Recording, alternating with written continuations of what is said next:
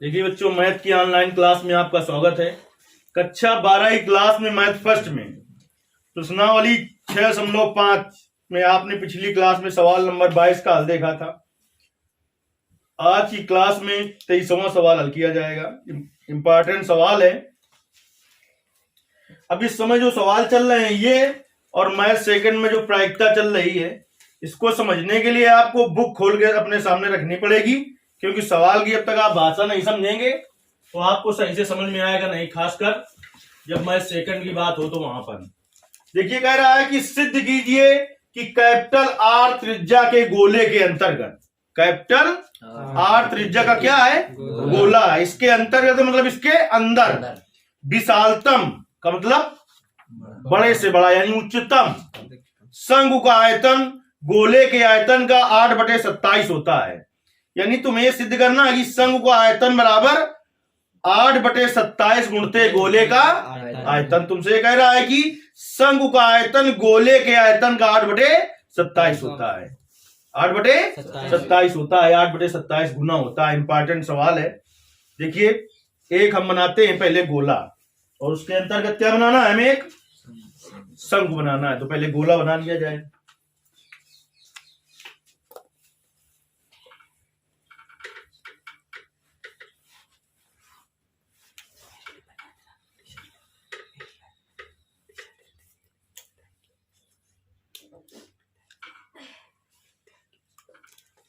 ये क्या बना, एक गोला बना है, ठीक। इसके अंतर्गत क्या बनाना है तुम्हें, एक शंकु।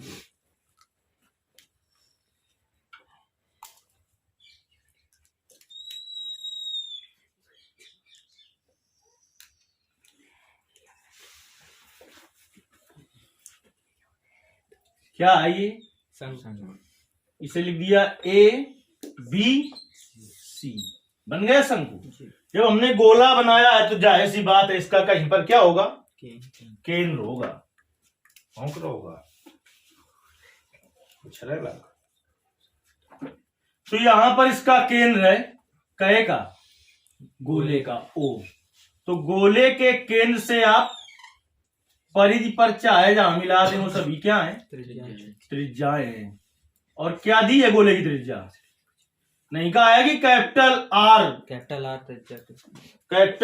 त्रिज्या के गोले के अंतर्गत। तो यानी ये क्या होगी, ये कैपिटल आर होगी, ये भी क्या होगी, कैपिटल आर होगी, और ये क्या होगी, ये सब गोले की त्रिज्या है कि नहीं।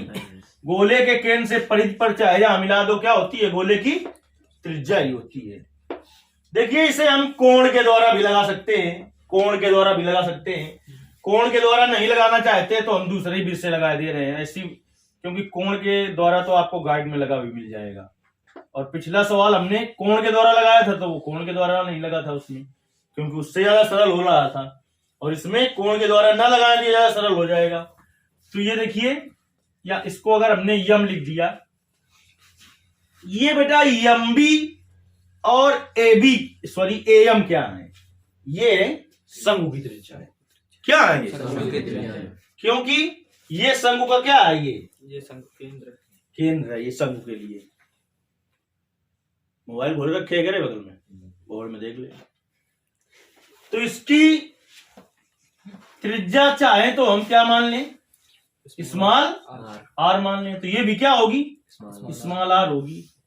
अब देखिए, शंकु का आयतन जब हम लगाने जाएंगे बेटा, शंकु का आयतन लगाने जाएंगे तो शंकु का आयतन क्या होता है, 1/3 पाई आर स्क्वायर एच। तो एच क्या है, सीएम जो है वो शंकु की ऊंचाई है। तो हमें इसका मान तो पता है, किसका, ओसी का। इसका मान नहीं पता, इसको हम मान लें यक्स। क्या मान लें, यक्स। अब बताओ शंकु की ऊंचाई कितनी हो जाएगी, ये पूरी शंकु की ऊंचाई है कैपिटल आर प्लस यक्स। ये क्या हो जाएगी, शंकु की ऊंचाई। बाउंस हो गया क्या, है नहीं हुआ ना। चलिए अब देखिए, शंकु का आयतन क्या होगा, पाई आर स्क्वायर एच। चलिए इसकी जरूरत तो नहीं पड़ेगी कहीं पर, ओबी की है, ओबी की जरूरत पड़ सकती है कहीं पर, क्योंकि ओबी त्रिज्या है गोले की। तो निकाल ले पहले ये कैसा त्रिभुज बन रहा है, समकोण त्रिभुज निकाल लेना, जरूरत पड़ सकती है तो निकाल लेते हैं हम। चलिए इसमें आते हैं समकोण त्रिभुज। जो जितनी चित्र में बात समझाई वो समझ गए हो। ये हमने माना है किसकी त्रिज्या, ये कैपिटल आर वाली तो दी थी गोले की त्रिज्या, चाहे लिख दे हम, माना शंकु की त्रिज्या, माना शंकु की त्रिज्या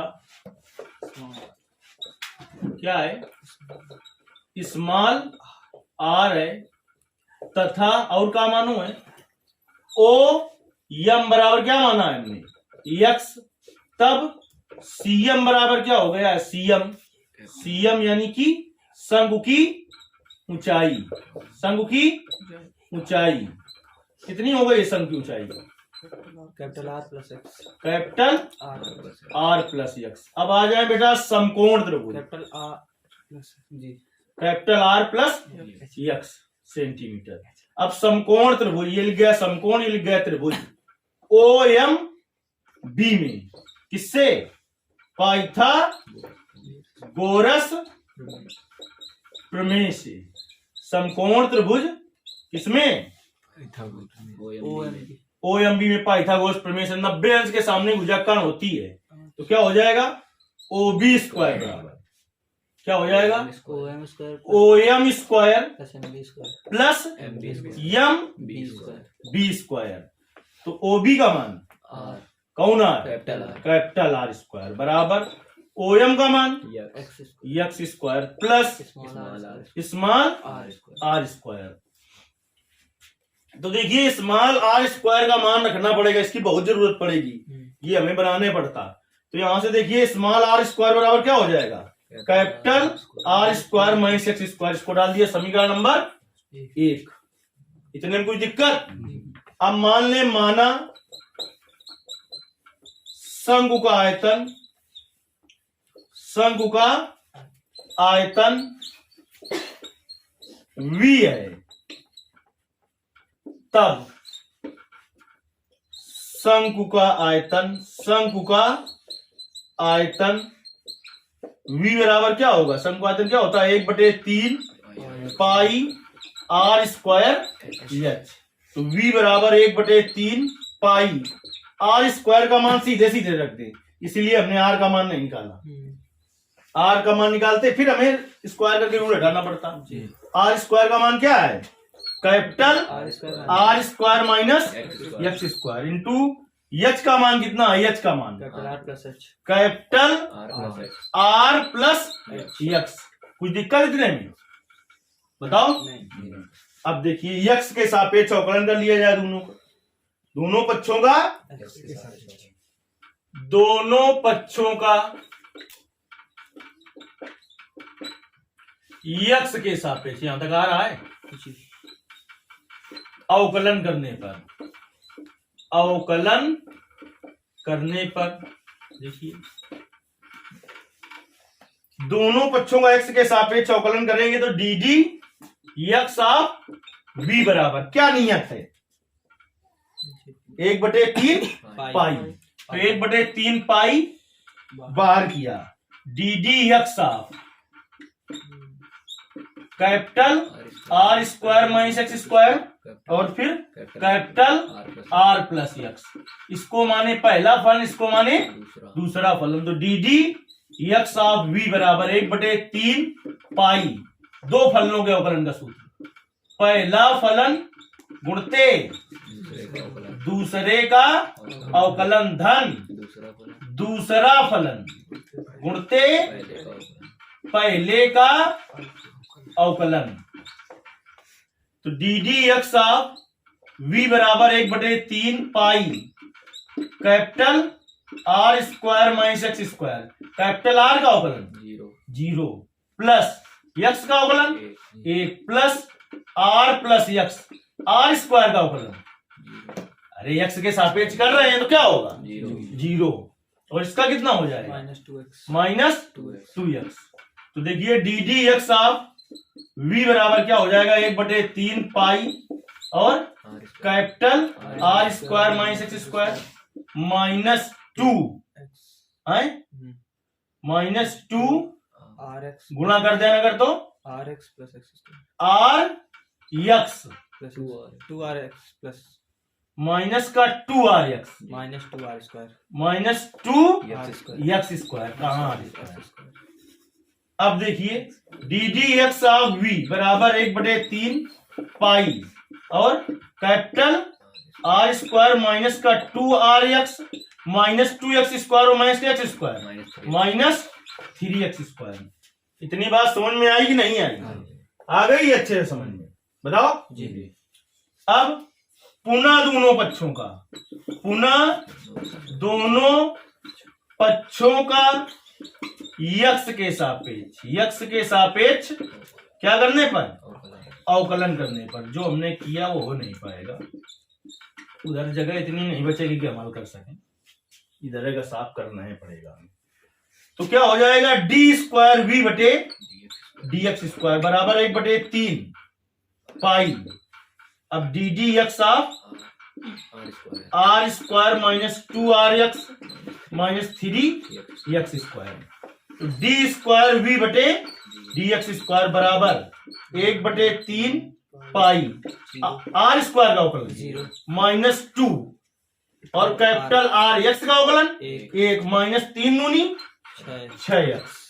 तो कितना आ गया डी स्क्वायर वी बटे डी एक्स स्क्वायर बराबर -2 कॉमन ले लेंगे तो -2/3 पाई और कैपिटल आर प्लस 3x। इतने में कोई दिक्कत क्या है? उधर काम नहीं हो पाएगा, इसलिए इधर का हमें साफ करना ही पड़ेगा। समझ में आ गया कि नहीं? इतना जी आ गया है ना जी। चलिए चित्र को फिलहाल हम नहीं साफ करते हैं अभी। अब देखिए इस समीकरण की जरूरत हमें पड़ेगी v बराबर, इसको जरा तेजी से नोट करिए 1/3 pi capital r square minus x square और दूसरे कोष्ठ में आर प्लस एक्स। हो गया?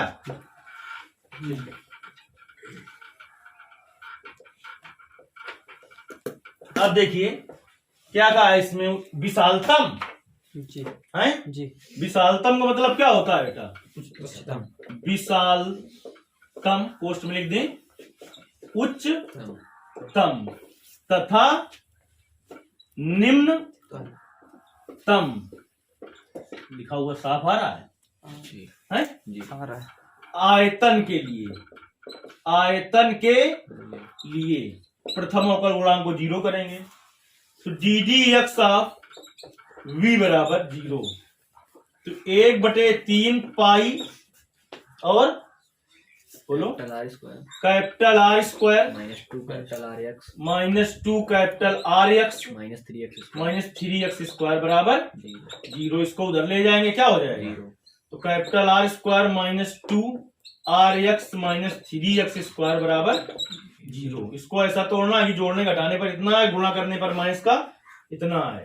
तो आर स्क्वायर -3 आर एक्स और प्लस का आर एक्स -3x स्क्वायर बराबर 0। बाउंस हो गया क्या? नहीं।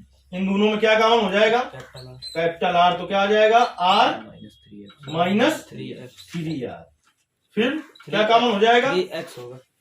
अरे कैपिटल आर कॉमन लिया है तो क्या होगा? 3x। इसमें क्या कॉमन हो जाएगा? यक्स। तो क्या आ जाएगा?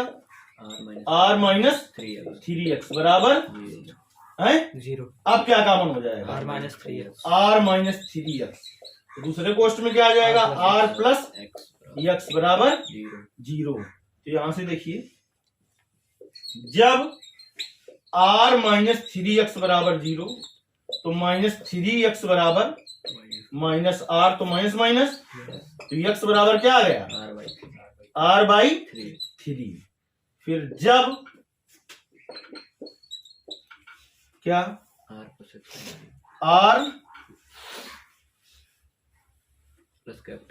प्लस कैपिटल R बराबर 0 तो यहां से देखिए यक्स बराबर क्या आ गया माइनस माइनस आर, या आर का मान निकालें केवल, तो आर का मान यहाँ से क्या रहेगा 3x आर बराबर क्या होगा 3x 3x x रहेगा, जी, और यहाँ से आर बराबर क्या आ जाएगा माइनस x ये भी त्रिज्या है गोले की और ये भी त्रिज्या है, त्रिज्या कभी ऋणात्मक नहीं हो सकती, लिखेंगे त्रिज्या कभी ऋणात्मक नहीं हो सकती, इसलिए ये क्या हो गया अमान्य हो गया, ये ऋणात्मक आया कि नहीं। जी। अब r बराबर 3x पर द्वितीय अवकल गुणांक चेक करें, r बराबर 3x पर द्वितीय अवकल गुणांक चेक करें, बस समझ में आई कि नहीं। जी, तो द्वितीय अवकल गुणांक कैसा आ जाएगा है, देखिए चेक कर लेते हैं, ऋणात्मक नहीं आएगा क्या, आएगा।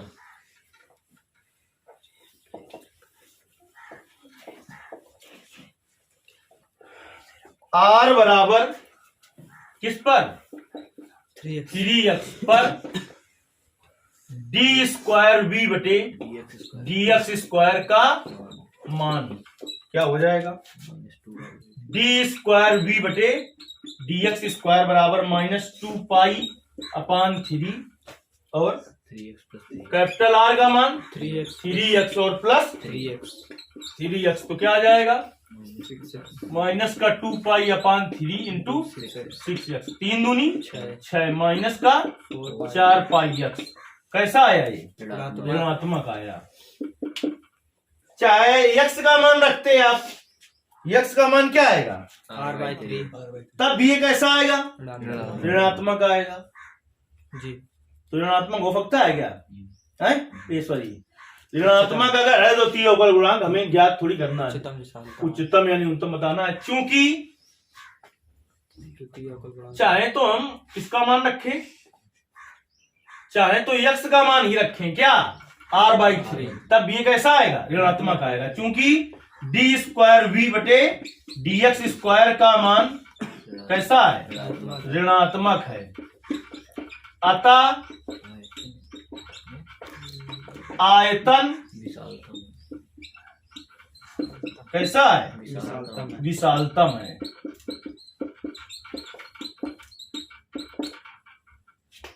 अब देखिए समीकरण 1 हमने उसको नहीं डाला था क्या, जहां आयतन शुरू किया था हमने, नहीं डाला था ना, उसको समीकरण 1 डाल देना है तुम्हें, जहां पर आयतन की शुरुआत की थी v बराबर, तो क्या था आयतन v बराबर बताओ 1/3π, तो उसको समीकरण 1 डाल लेना, तो लिख देंगे समीकरण 1 में मान रखने पर v बराबर क्या था 1/3π capital R square minus x square